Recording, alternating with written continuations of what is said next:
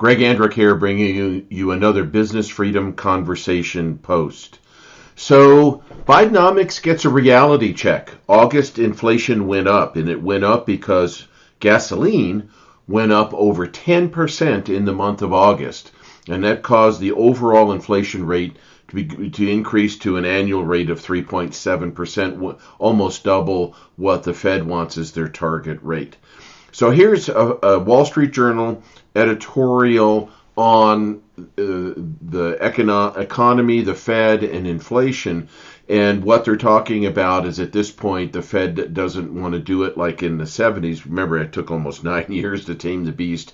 And they're not concerned about overdoing it. They want to show that they can have control of the economy, but there are so many other offsetting things, it's not happening.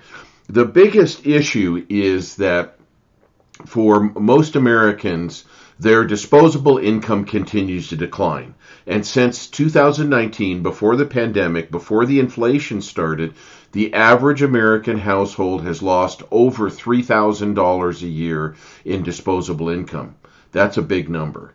And they're pointing out that with the previous president, people's incomes were growing and were staying ahead of inflation, and they were growing at a rate that was greater than inflation, so Americans felt like they were better off.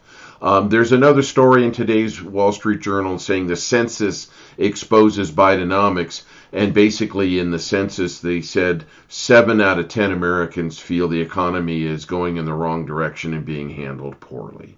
So take a look at this. It'll give you the components that you have to worry about. And I think the biggest thing, particularly as we head into the colder months, is fuel. And if you remember that our current president had a big dust up with the Saudis, and that's why they're kind of going their own way, including selling oil to India for rupees, which is a big play to try and unseat the dollar as the reserve currency. And remember, if the dollar is not the reserve currency, we can't borrow trillions a year and spend it on social programs and other things.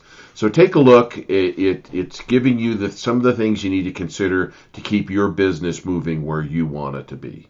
Again, this is Greg Andrick, the Business Freedom Conversation Post. I will catch you on the next one. We have the lowest inflation rate among the major economies. And we have a lot more to do, though. And I'm going to get those gas prices down again, I promise you. Thank you. But seriously, we're living through one of the greatest job creation periods in our history. And folks, it's not an accident. It's not an accident.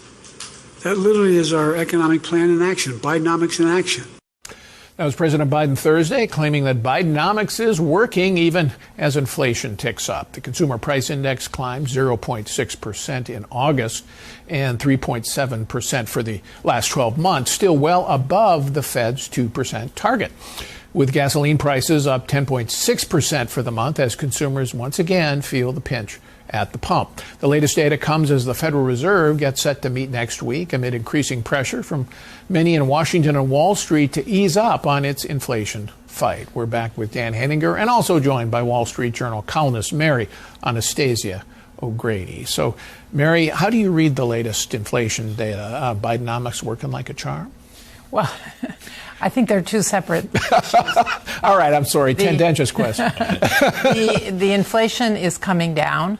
I think when we see the PCE, which is the indicator that the Fed uses more than CPI to guide it, those numbers are going to be good for August. It's coming down, and if you look at the 12-month, it doesn't look so good. It's still well above 3%. But if you look at the 3-month average, which indicates more what's happened, more recently, the number's coming down. I mean, I think things are starting to look better on the inflation front.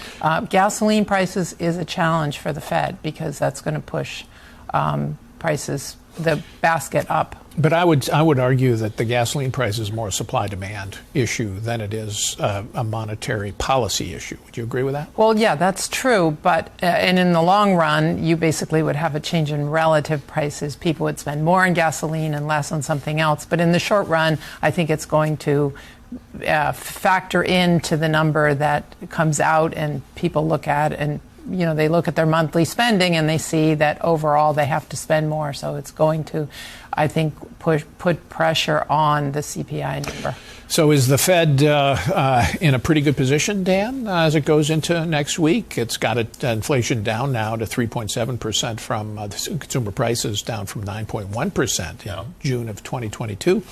That should give them some confidence they made progress. It should give them confidence they're making progress. The big question is, what do they do? Do they stand pat? Wall Street really wants that Fed funds rate to be lower. Cut.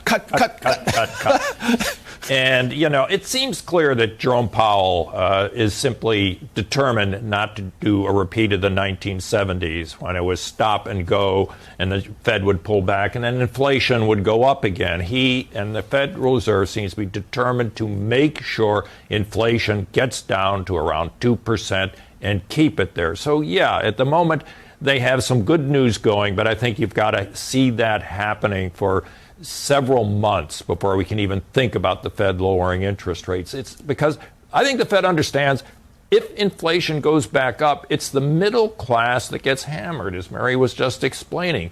People's ability to afford a simple basket of goods, the basics of daily life, become more difficult, and the Fed doesn't want to let that happen. Less important on that point, Mary, that what the Fed does next week, whether it raises 25 basis points or not, than just staying the course in relatively tight monetary policy until we see they hit that 2% target. Yeah, I think as Jim points out, there's a lot of variability. You could have variability from month to month, particularly with energy and food prices.